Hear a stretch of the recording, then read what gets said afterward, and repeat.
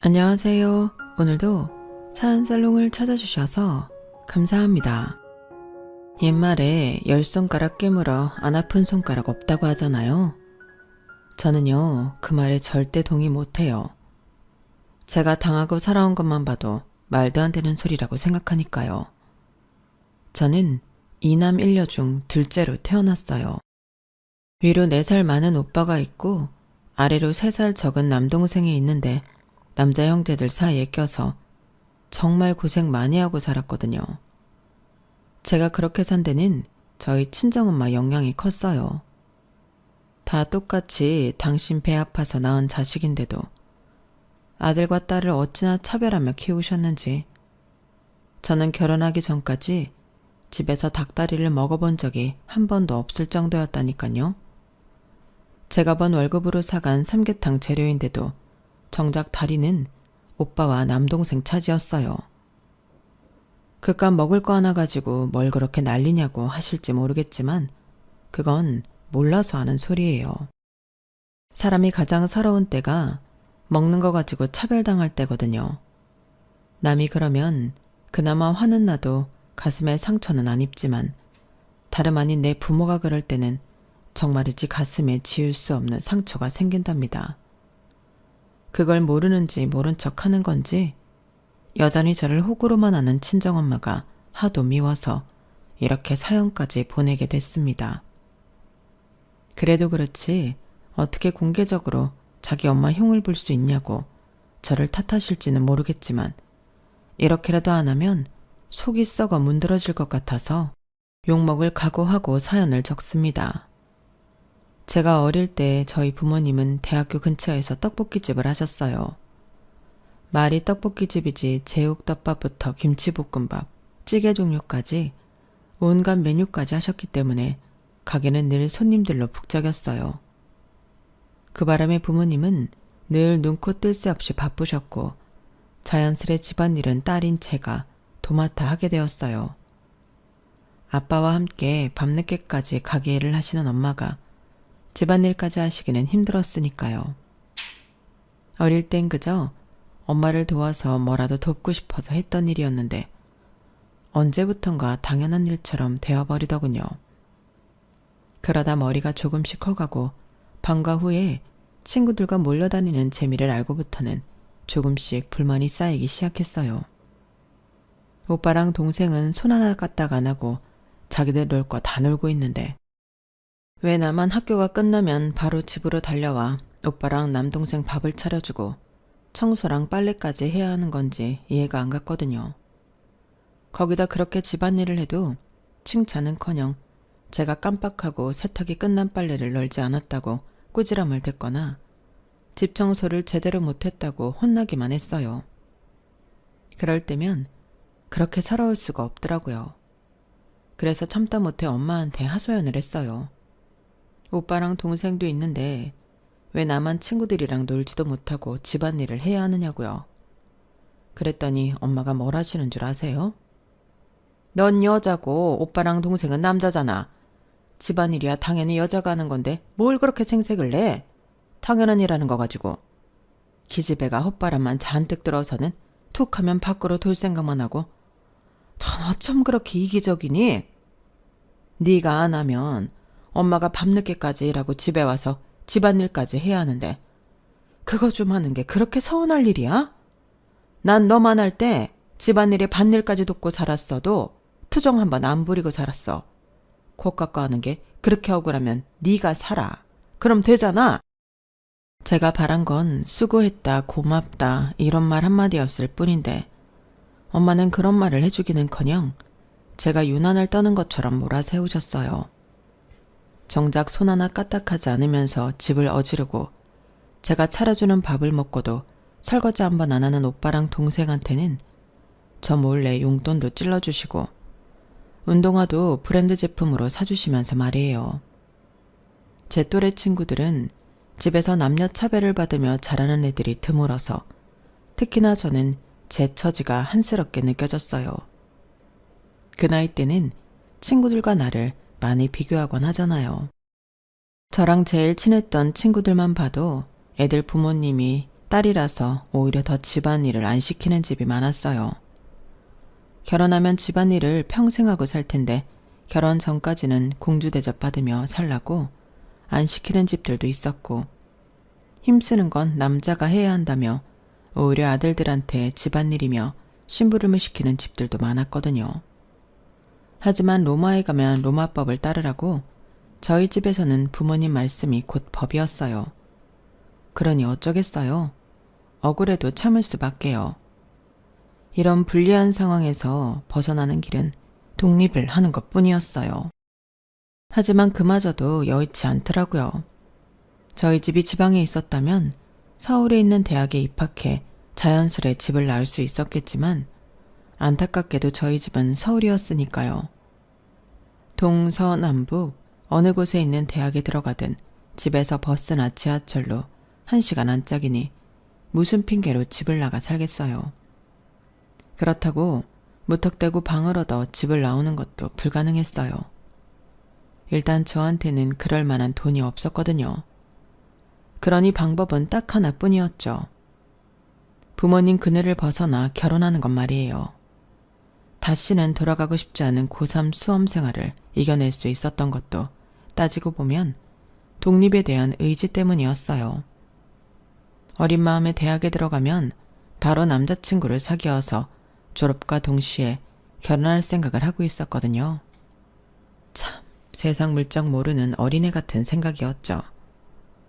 아무튼 대학에 들어가는 건 성공했지만 제가 상상하던 것처럼 여유롭고 낭만이 살아있는 대학 생활은 아니었어요.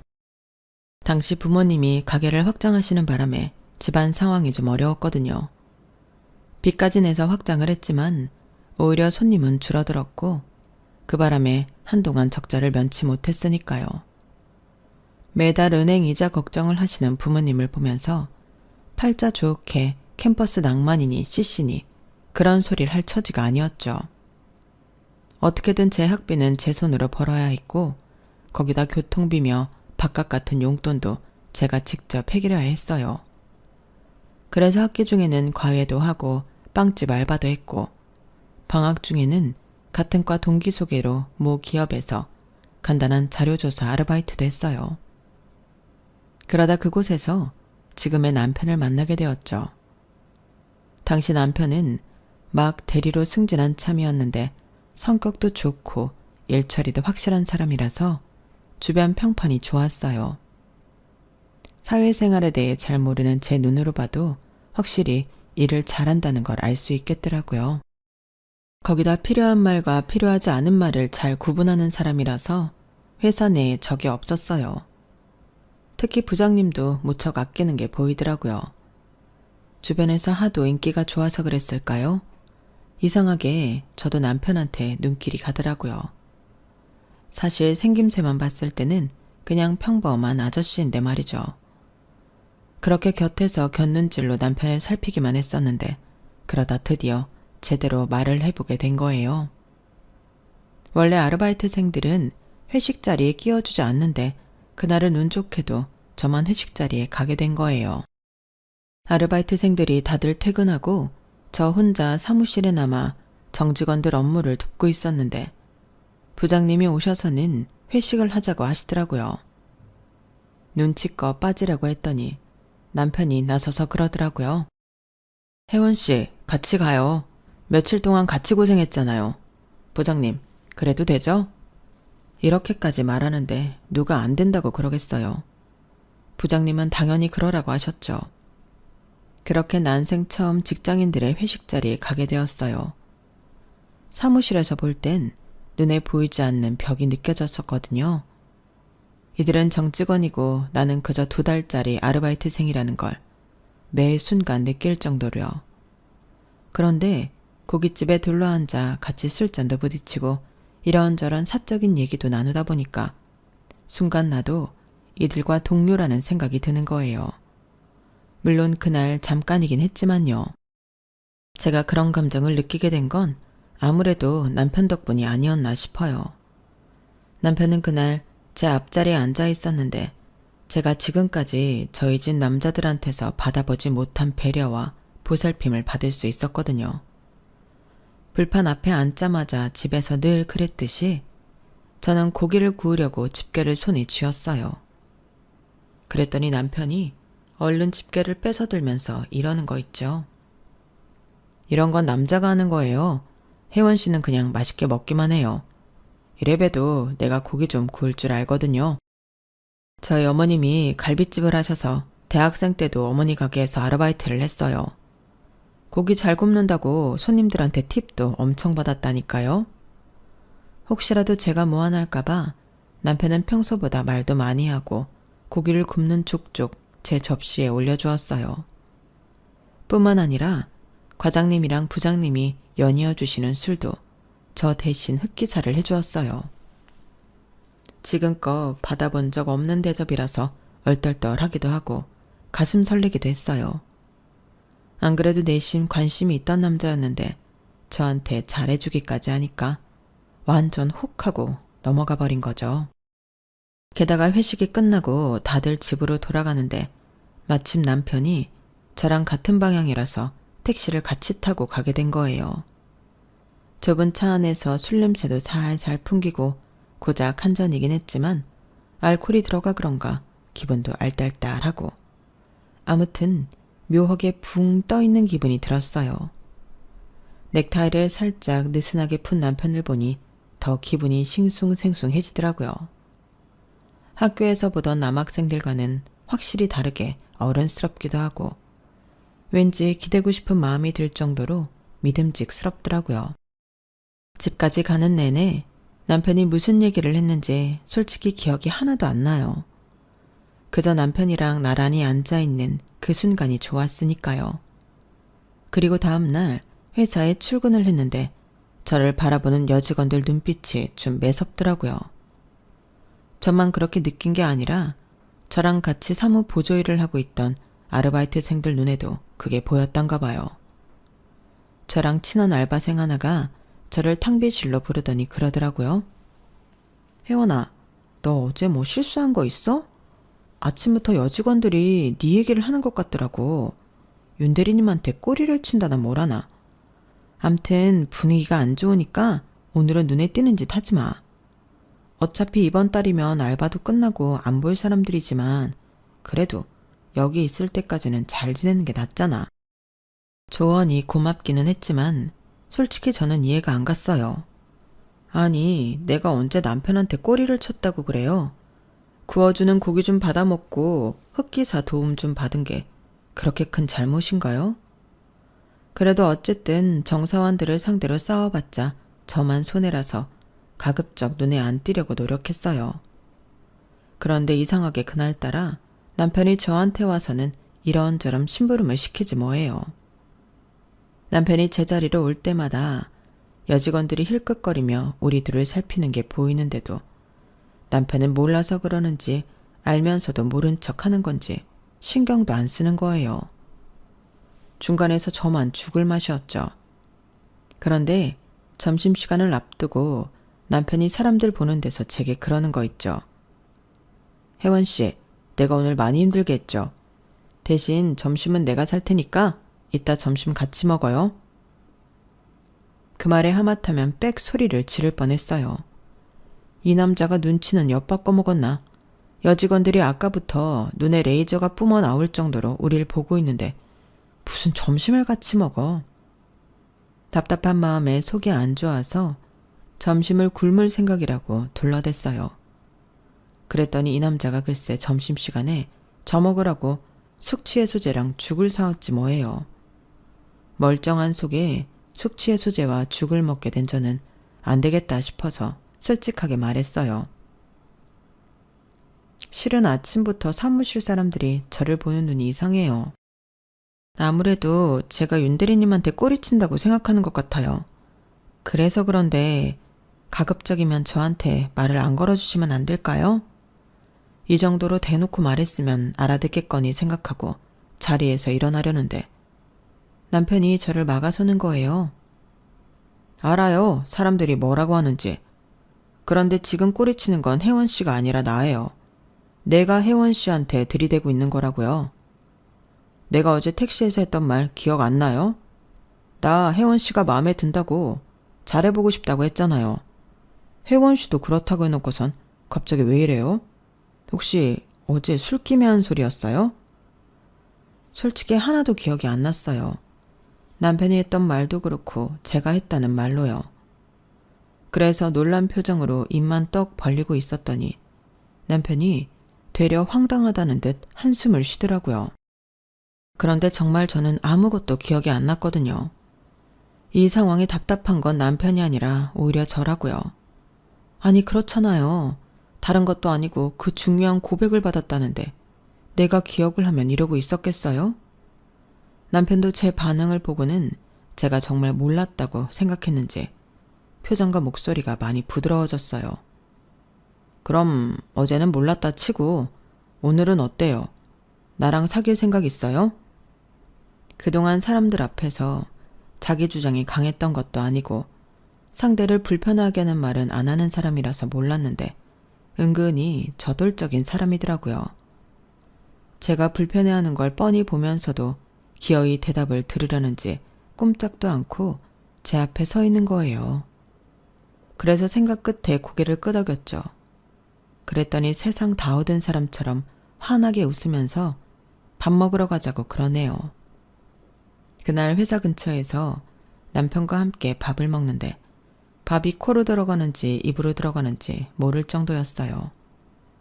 결국 알바가 끝나는 그달 말까지 저는 사무실 여직원들의 눈에 가시가 되었어요. 그리고 나중에야 안 사실인데 그때 택시 안에서 남편은 제게 고백 같은 건 하지 않았더라고요. 남편이 지어낸 얘기였던 거죠.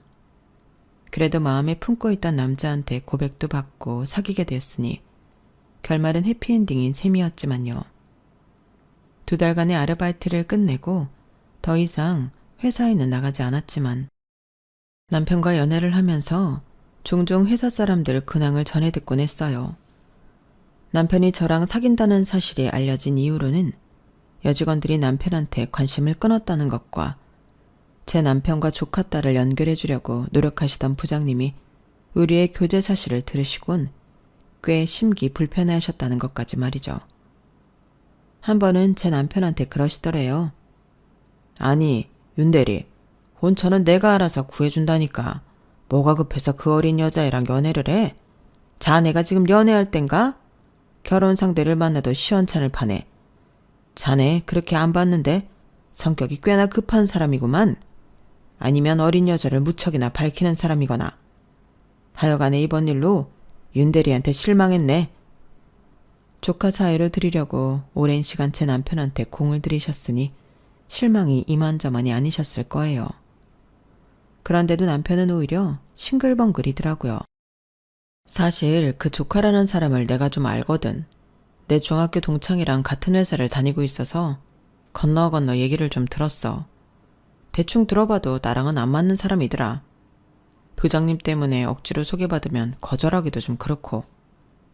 그러던 차에 자기를 만났으니 내 입장에선 마음이 급했지. 그래서 거짓말까지 했던 거고. 그래도 뭐 자기도 내가 싫진 않았잖아. 안 그래? 택시에서 나한테 고백을 했었다느니 어쩌느니 했던 거짓말이 이런 이유에서 나온 거였더라고요. 뭐 그 바람에 사귀게 됐으니 잘 됐다고 해야겠지만요. 대학에 입학해서 3년이 되도록 소개팅 한 번 안 했던 제가 뜬금없이 직장인 남자친구가 생겼다고 하자 같은 과 동기들은 꽤나 놀라는 듯 했어요. 얌전한 고양이 부뚜막에 먼저 오른다고 동기들이 저더러 얌전 떠는 고양이라고 부르곤 했거든요. 4학년이 되고 본격적으로 취업 준비를 할 때 남편은 물심양면으로 저를 도와주었어요. 용돈이며 학원비도 대주고 모의 면접 준비도 도와주었거든요. 당시 저희 집은 상황이 많이 안 좋았는데 가게를 확장한 이후로 장사가 잘 안 되는 데다 아빠가 과로로 쓰러지셔서 병원 신세까지 지고 계셨거든요. 조금만 늦게 발견했으면 정말 큰일 날 뻔했을 정도로 아빠 상태가 위급했어요. 아빠가 병원에 입원해 계시는 동안 가게를 엄마가 도맡아 운영하셨는데 장사가 안 되다 보니 사채를 빌려 쓰게 되셨나 봐요. 남동생 학원비에 생활비, 아빠 병원비까지 나갈 돈은 수두룩한데 들어오는 돈은 적으니 어쩔 수 없는 선택이었던 거죠. 하지만 그로 인해 가게 사정은 더 안 좋아졌고 퇴원 후 뒤늦게 엄마가 사채를 썼다는 사실을 알게 된 아빠는 제대로 몸도 추스르지 못한 채 가게에 나가 일을 시작하셨어요. 무리하게 일을 하시다가 얼마 뒤 다시 쓰러지고 말았고 이번엔 전처럼 운 좋게 깨어나지 못하신 채 세상을 떠나시고 말았어요. 결국 엄마는 아빠 장례식 이후 가게를 정리해서 빚을 갚고 예전처럼 작은 규모로 다시 가게를 여셨어요. 그나마 다행인 건 제가 졸업 전에 취업에 성공했다는 거였죠. 그런데 기쁨도 잠시, 첫 월급을 타자마자 엄마가 바로 돈 얘기를 꺼내시더라고요. 제 월급을 내놓으라는 거였죠. 집이 이 모양인데 딸이 돼서는 집에 월급 가져오는 건 당연한 거지. 너야 대학까지 잘 마쳤지만 네 동생 생각도 해야지. 그러니 월급에서 차비랑 밥값만 빼고 다 가져와. 엄마, 어떻게 그래? 직장 생활하려면 옷이나 구두도 사야 하고 동료들 경조사비까지 나갈 돈이 한두 푼이 아닌데. 그리고 엄마는 왜 나한테만 월급 가져오라 그래? 오빠는 나보다 더 버는데도 월급 가져오란 소리 안 하잖아. 오빠랑 너랑 같아? 남자는 수중에 돈이 없으면 어깨가 움츠러든다고. 넌 네 오빠가 돈 없어서 남들 앞에서 빌빌거리고 살면 좋겠니? 남자는 자고로 안에서 대접을 받아야 밖에서도 길을 펴고 사는 법이야. 그러니 네 오빠한테는 괜한 소리 하지 마라. 집이 이 꼴이 됐는데도 저희 오빠는 겨울이면 친구들이랑 스키장에 다니고 여름이면 해외 휴양지로 여행을 다니곤 했어요. 무력은 어찌나 많은지 분수에 맞지 않는 명품 지갑에 명품 구두, 언젠가는 한 달치 월급을 다 털어야 할 만큼 비싼 명품 양복까지 사 입었더라고요. 그런데도 엄마는 이제 겨우 직장인이 된 저희 쥐꼬리만한 월급을 탐내시다니 정말 해도 너무한다는 생각이 들었어요. 지금까지 남편한테 신세진 게 있어서 이제는 저도 좀 데이트 비용도 내고 선물도 해주고 싶었는데 어림도 없게 된 거죠. 그래서 남편한테 하소연을 했더니 남편이 그러는 거예요. 그럼 우리 결혼을 좀 서두를까? 같이 살면 자기가 버는 돈은 집에 보태고 내 월급으로 둘이 살면 되잖아. 뭐라고? 자기가 왜 그렇게까지 해? 그리고 결혼은 뭐 빈손으로 해? 지금 우리 집 사정으로는 나 혼수도 못 해줘. 내 월급까지 가져다 쓸 판국인데 결혼은 어림도 없지. 자기가 나랑 결혼하겠다고 하면 방법이야 찾으면 되는 거지. 우리 그냥 이참에 확 결혼해버릴까? 그 말에 흔들리지 않았다면 거짓말일 거예요. 어릴 때부터 집을 나가는 게 일생일대 제 꿈이었으니까요. 하지만 결혼은 맨손으로 하나요? 아직 모아둔 돈도 없고 앞으로도 돈을 모을 수 있을지 없을지 모르는 판에 무슨 결혼을 해요. 그래서 그때는 그냥 지나가는 말로 넘기고 말았는데 남편은 꽤 진심이었던가 봐요. 아무래도 나이가 있어서 그랬는지 모르겠지만요. 결혼 얘기가 처음 나오고 얼마 뒤 남편이 퇴근길에 저희 회사까지 왔더라고요. 뜬금없이 갈비를 사준다고 저를 끌고 갔는데 도착하기 몇 분 전에야 이실직고를 하더군요. 어머님이 저를 보고 싶어 하셔서 어머님이 운영하시는 갈비집에 가는 길이라고요. 그 말을 듣는데 순간 화부터 나더라고요. 당시만 해도 결혼을 하게 될지 말지 모르는 상황이긴 했지만 그래도 남자친구 어머님을 뵙는 자리인데 옷차림도 그렇고 선물도 준비 못한 채 간다는 게 좀 그렇잖아요. 우리 엄마는 그런 거 안 따져. 그리고 따로 만나는 것도 아니고 밥 먹으러 가게에 들리는 건데 뭘 준비하냐? 정 그렇게 걱정되면 가는 길에 빵집에 들러서 파운드 케이크라도 하나 사가자고. 저와 달리 매사 좋은 게 좋은 거라는 식인 남편 때문에 평소 당황하게 되는 일이 많긴 했지만 이번처럼 당황스러운 적도 없었어요. 결국 근처 빵집에 들려 파운드 케이크와 가게 직원분들이 드실 빵을 샀어요. 남편 말로는 그냥 평범한 갈비집이라고 해서 그런가 보다 했는데 막상 가보니 야외에 별관도 있고 전체 규모도 크고 손님도 엄청 많더라고요. 남편 말로는 평일이라서 그나마 적은 편이라고 하더군요. 주말에는 본관 별관 할 거 없이 손님들로 꽉 찬다고 말이죠. 여기에 비하면 저희 가게는 소꿉장난을 하는 거에 불과했어요. 연락도 없이 찾아가는데도 어머님은 놀라시기보다는 무척 반가워하셨어요. 퇴근하고 바로 왔다고 하니까 손수 밥상부터 차려주시더라고요. 제가 밥을 먹는 동안 어머님은 제게서 눈을 떼지 못하셨어요. 직접 구운 고기를 제 밥숟가락 위에 올려주시고 하나라도 더 먹이시려고 반찬을 이것저것 내오시더라고요.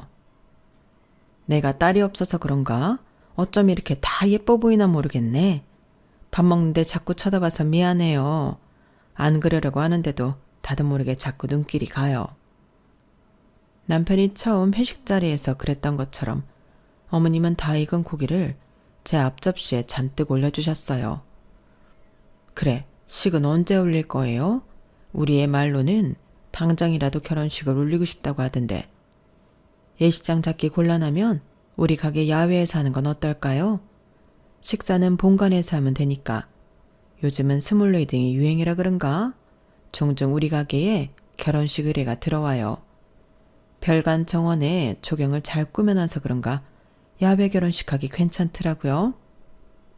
마치 진작부터 생각해 두신 것처럼 어머님께서는 결혼식에 대한 세세한 구상까지 전하시며 제 반응을 살피셨어요.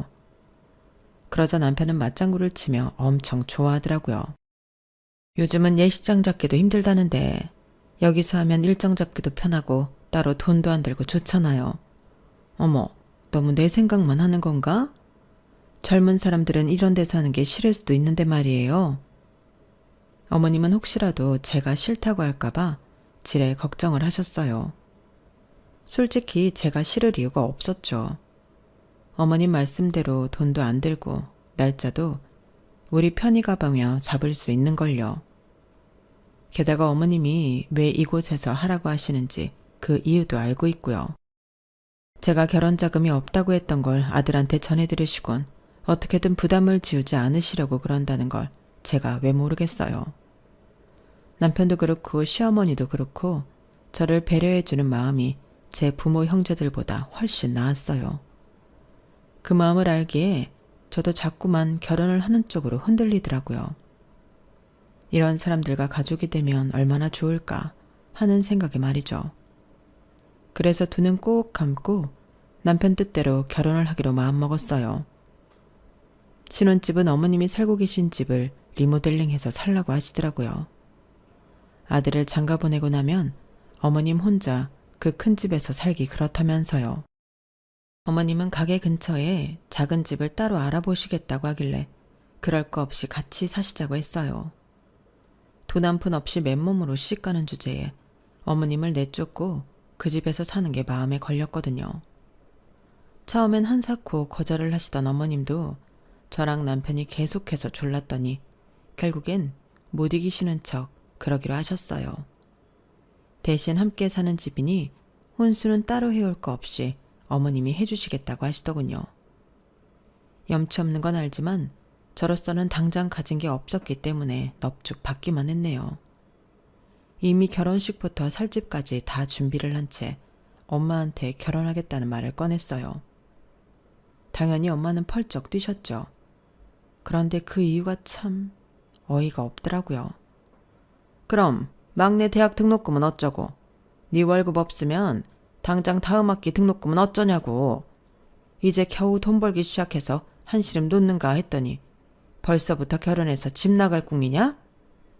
넌 어쩌면 이렇게 양심이 없어. 동생 생각은 하나도 안 해? 이렇게 이기적인 걸 딸년이라고 키운 내가 미친년이지. 엄마는 가진 것도 없이 결혼하겠다는 딸 걱정은 안 되고 막내 아들 등록금 걱정만 돼? 애초에 그걸 왜 내 월급으로 내야 되는 건데. 오빠는 지 쓸 거 다 쓰고 사는데 왜 내 월급은 내가 아니라 막내를 위해서 써야 하느냐고. 나 지금까지 살아오면서 엄마한테 서운했던 거 한두 번이 아니야. 초등학교 다닐 때부터 나 집안일 하느라 친구들이랑 놀러도 못 다녔어. 그때도 오빠랑 막내는 자기들 할 거 다 하고 살았다고. 왜 매번 나만 희생하고 살아야 하는 건데? 왜 엄마한테 나는 깨물어도 안 아픈 손가락인 거냐고. 왜 벌써 결혼할 생각을 하냐고 그랬지?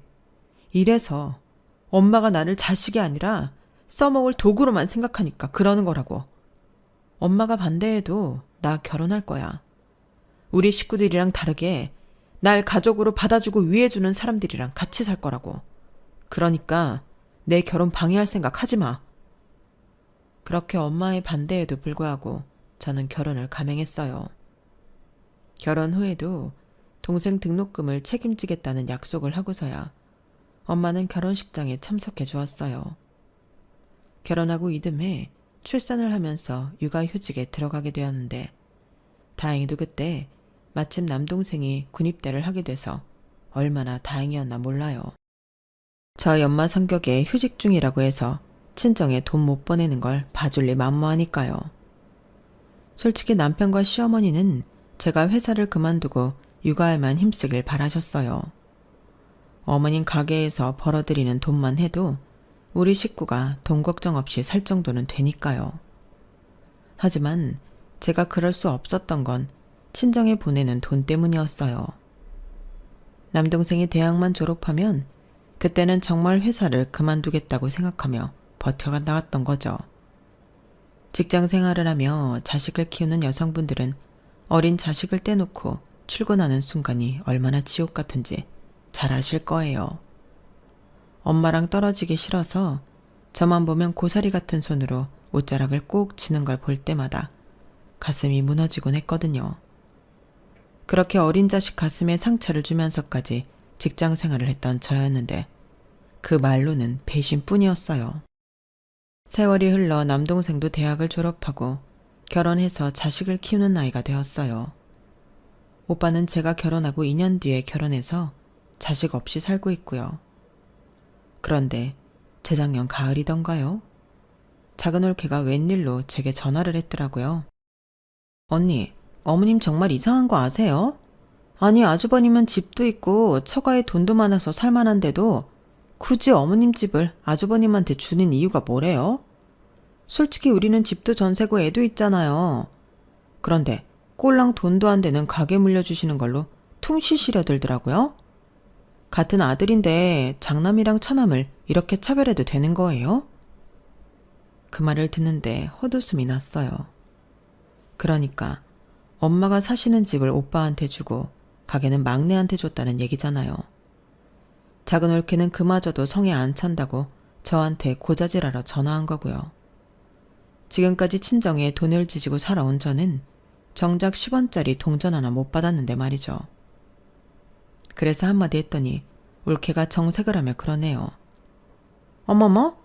언니 지금 우리 그 대학 등록금 좀 내줬다고 생색내시는 거예요? 아니 그게 언제적 일인데 아직까지 마음에 담고 계세요. 그리고 아주버님이랑 언니는 부모님 덕보고 살았잖아요. 우리 그이만 집이 어려워지는 바람에 고생한 거 다 아는데 그깟 걸로 생색을 내시니까 듣기 좀 그러네요. 전화 끊을게요. 괜히 언니한테 전화했다가 기분만 더 상했어요. 이렇게 전화를 끊고 난 이후로 올케는 제게 다시는 연락을 하지 않았어요. 오빠네는 원래부터 저를 비롯해 동생네랑도 연락을 잘 안 하고 살았고요. 말로는 잘 사는 처가 식구들하고만 교류하며 산다고 하더라고요. 원래 오빠는 돈 앞에서는 부모도 형제도 없는 사람이라서 놀라울 것도 없었어요. 그런데 그렇게 2년이 흐른 지금 황당한 일이 벌어진 거예요. 두 아들한테 전 재산을 다 넘겨줬던 엄마가 저희 집에 찾아와서 난동을 부리지 뭐예요. 그날은 집에 시어머니 혼자 계셨는데 저희 엄마가 옷가방을 들고 찾아와서는 다짜고짜 앞으로 이 집에서 살겠다며 시어머니한테 이러셨다는 거예요. 사돈, 지난 10년 동안 내 딸이 사돈 모시고 살았으니 이제 내 차례 아닙니까? 하나뿐인 내 딸 자식 사돈이 부려먹고 살았으면 이제 저한테 양보하실 때도 된 거 아니냐고요. 사돈이야 가게 장사도 잘 되니 먹고 사는 게 문제겠어요? 하지만 저는요, 이제 집도 절도 없는 처지라서 여기 아니고서는 갈 데가 없답니다. 그러니 그 방은 나한테 넘기시고 사돈은 따로 살지 말아보세요. 그리고 시어머니 침대에 대자로 누워서는 꿈쩍도 않으신 거예요.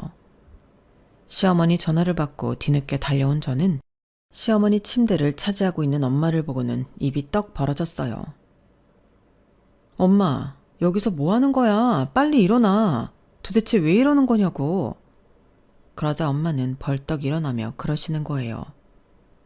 왜 이러긴? 아들 자식들한테 버림받고 내 딸년이랑 살려고 왔다. 왜? 그러면 안 돼? 너도 나 버리고 돈 많은 시어머니만 모시고 살 생각이냐? 아휴, 내가 자식을 헛기웠지. 늙음하게 자식들한테 버림받고 길바닥에 나앉을 줄 누가 알았겠냐고.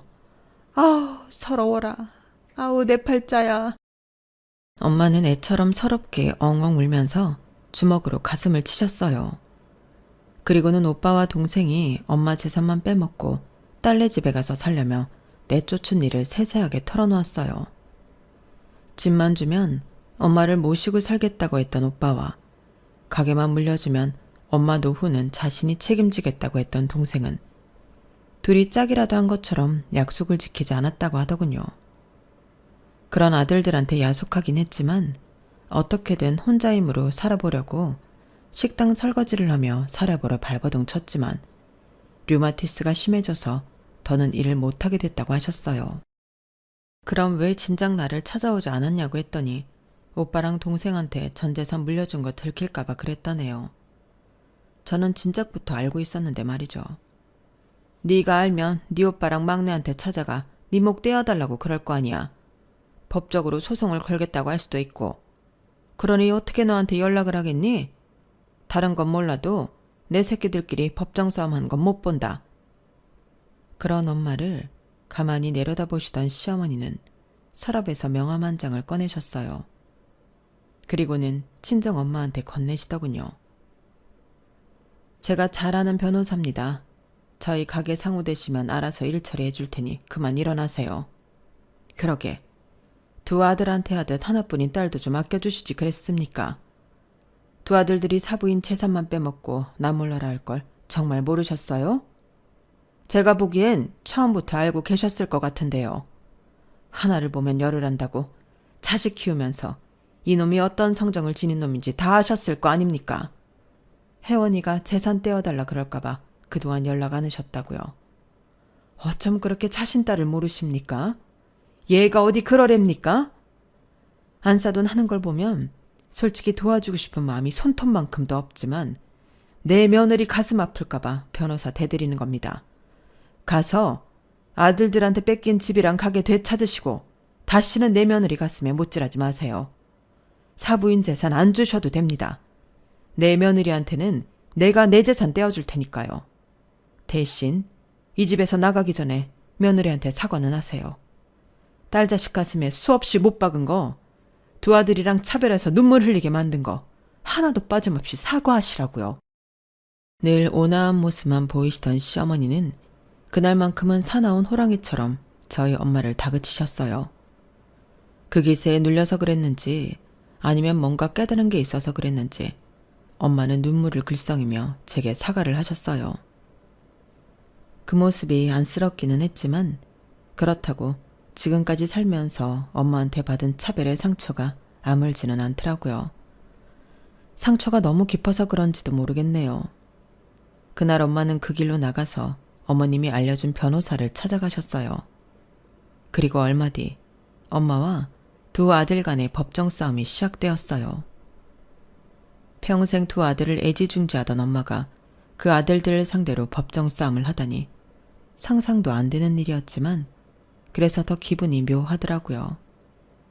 왜 이렇게까지 됐을까 하는 안타까움도 있지만 한편으로는 쌤통이다 싶었어요. 아직 판결은 나지 않았지만 남편 말로는 어머님이 재산을 되찾으실 수 있을 거라고 하는데 그렇게 된다고 해도 저는 신경 안 쓰고 살려고요. 엄마 재산에 관심도 없을 뿐더러 저를 자식으로 생각지도 않는 사람한테 신경을 쓰고 싶지 않거든요. 차라리 친정 엄마보다도 저를 더 아껴주시는 시어머니 생각을 해드리는 게 나으니까요. 엄마가 아들들과 저를 차별했던 것처럼 이제는 저도 엄마를 시어머니와 차별할 생각이에요.